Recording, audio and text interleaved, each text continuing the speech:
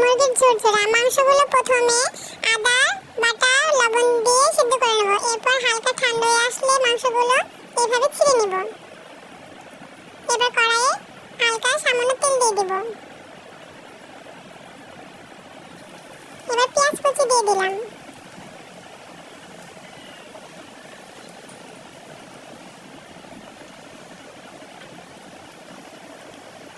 পেঁয়াজগুলো ভালো করে ভেজে নেওয়া লাগবে।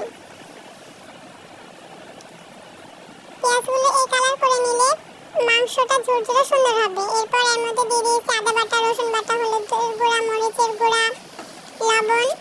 এরপর ভালো করে কষানোর পর মাংসগুলো দিয়ে দেওয়া লাগবে।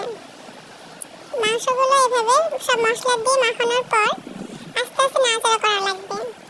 তাহলে এভাবে তারপরে কাঁচা মরিচ দিয়ে দেওয়া লাগবে, ফ্লেভারটা আরো সুন্দর আসবে। আর এই যে আস্তে আস্তে আমাদের কালারটা চলে আসতেছে। আর হয়ে গেল আমাদের মুরগির ঝুরঝুরা। জানাবেন সবাই কেমন হয়েছে। আল্লাহ।